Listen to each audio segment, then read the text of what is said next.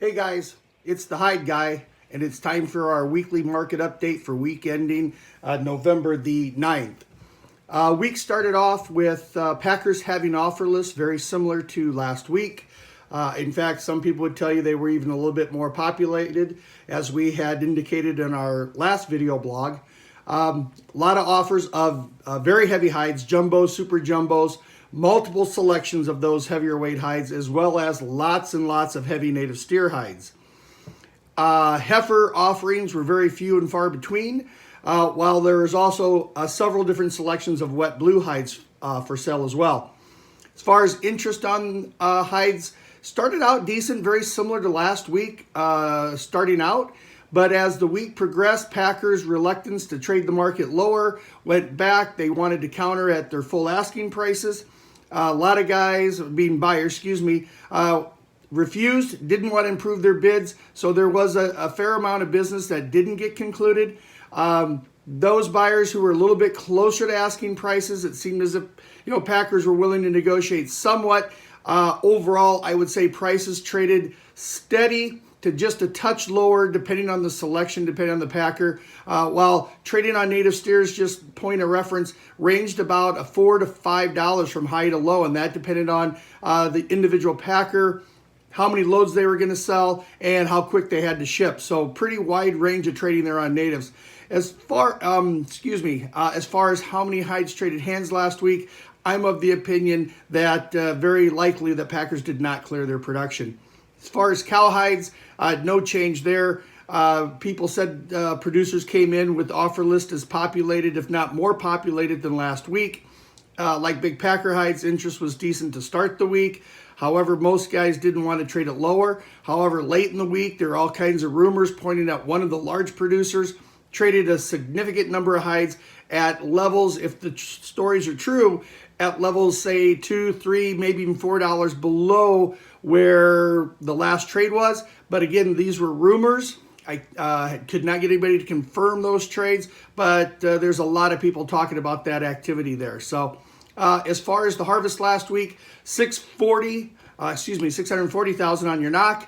That compares to 643 the week before and 624 a year ago. Year to date, we're up about 2.5%. It's close to about 675,000, which half of that increase, of course, is with cows. Export report last week was didn't offer any real surprises. We had 400,000 wet salted hides. That's about where it's been hanging on an average basis.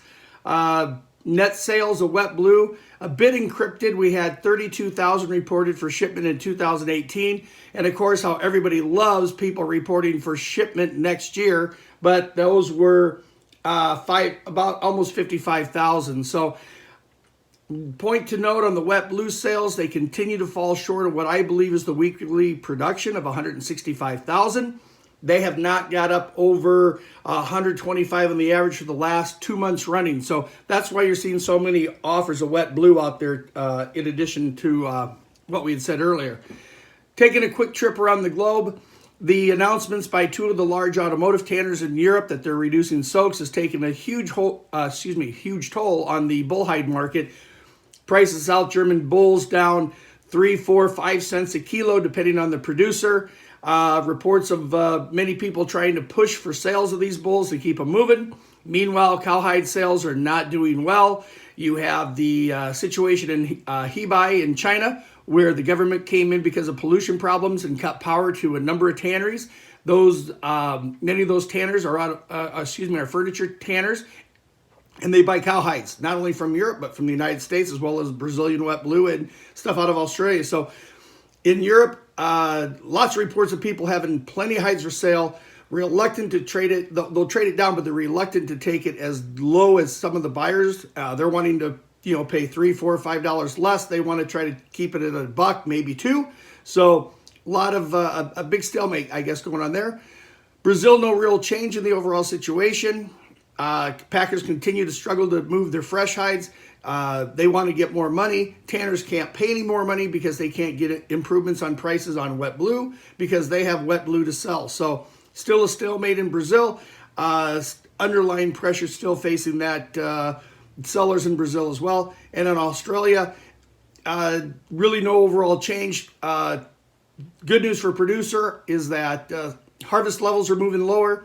The rain stopped. Farmers have plenty of hay, plenty of grass. They're holding on their animals. Prices of live going up. Packers reporting now that they're losing money. That's why they're starting to cut their harvest. And, looking at the calendar, we're only about 5-6 weeks away from some of the typical seasonal shutdowns that happen during the Christmas and New Year's there. So producers and those selling hides, I should say, in Australia, just trying to hold on for dear life and keep things steady. So looking ahead to next week, I don't think the harvest is going to ease here in the States. It's going to stay around 635 to 650. I look for offer lists to be even more populated next week.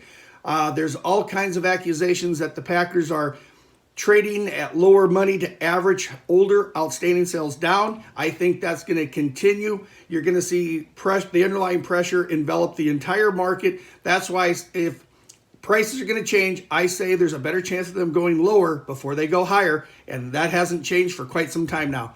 That's it. Ken Maxfield, the Hide Guy. Check out my website, www.themaxfieldreport.com. I offer free 14-day trials. Until next week, talk to you then.